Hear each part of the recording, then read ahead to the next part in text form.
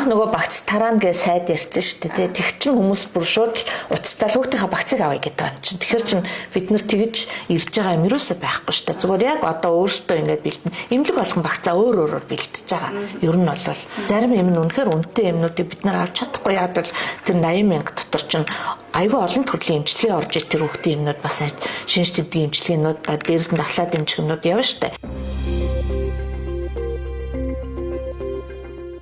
Ханиадтай хүүхдийг гэрээр эмчлэх эмчилгээний багцыг өрхийн эмнэлгээс өгдөг болно гэж Эрүүл мэндийн сайд Мөнх сайхан өнгөрөх 9-р сарын 18-ны өдөр мэдэгдсэн. Иргэд ханиадны багц гэж зүйл байгаа ба Эрүүл мэндийн даатгалын ерөнхий газраас өрхийн эмнэлгүүдээр дамжуулан тарааж байна гэж ойлгосон. Гэтэл ханиадны багц гэж нэрлэдэг байгаа зүйл нь өрхийн эрүүл мэндийн байгууллагуудын үзүүлж буй өдрийн эмчилгээ үйлчилгээ ажээ. Өдрийн эмчилгээг ихэвчлэн 0-5 хүртэлх насны зорилттой төлгийн хүүхдүүдэд бичиж өгч эмчилгээнд хамруулж байгаа юм байна.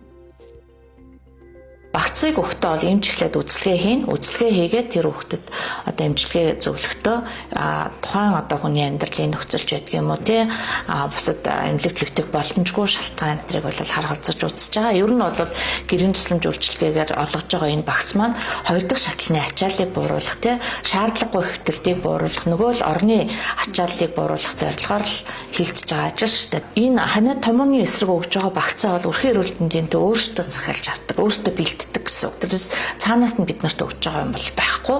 Өөрсдийнхөө төсвөөс одоо багцаа бэлдээд тэрийгэ эрүүл мэндийн даатгал руу бол хэмжилдэг байхгүй. Тэгээ одоогоор бол яг томоогийн багц одоо энэ сарын маань 10 сар жишээлбэл хийсэн өгсөн одоо багцын маань үнэ бол шилжиж орж ирээгүй л байгаа. Тэгэхээр даатгалын сангаас бол мөнгө нь орж ирэхгүй байна гэсэн. Тэгэхээр энэ хязгаарлагдмал байдалтай бас баригдаад олон буюу их хэмжээний багцыг бэлтгэж бас чадахгүй байна. Тэгэхээр даатгалын мөнгө маань хурдан орж ирдэг бол бас айгүй боломжтой байгаа байхгүй. Бид нар буцаж захиалаад аваад яг ийм хангамжууд маань зээлэр өгчдөг л дөө. Гэхдээ эми олдсон багсчдаг. Тэгвэл иргэдийн тухайд хүүхдээ нэг удаа ханиад хүрэхэд 150,000 орчим төгрөгийг зарцуулдаг талаараа ярьсан юм. Эмчийн бичиж өгсөн вирусын эм, антибиотик, харшлын эм зэрэг нь 60-аас 70,000 төгрөг болдог. Давхар дархлаа дэмжих ашигтай бактери, амин дэм, дор хаяж 70-аас 80,000 төгрөг болдог байна. Нэг удаа үзүүлээд эмчилгээгээ бичүүлээд авахд бидний өрөөний болж нэг зөвхөн нэг удаагийн л ойр зургийн нэг тийм ашигтай бактери нэг тиймэрхүү юм авахд л 60-аас 90,000 болно. Нэг удаа авахтаа. эмчийн ер нь бичиж өгсөн юмнуудыг авахаар юм. За өчтөр бит хоёр нэг юм авсан л да. Тэгээ тэр нь бол нэг 60-70,000 төгрөг болсон. За би ч одоо хоёр хүүхэдтэй тэгээд өвөл угаасаа байнгын эмнэлгээр явж үзүүлдэг. Тэгээд нэг удаад л эмчийн бичиж өгсөн тариаг нь очил авахлаар доор хаяж хамгийн энд тал нэг 160-70. Тэгээд ерөнхийдөө 200-300 зарцуулдаг шүү дээ. Ер нь бол энэ ханиадан дээр ихэвчлэн ханиадны эмээсийг илүү антибиотик болон вирусын эмэд голчлохоо авч байгаа.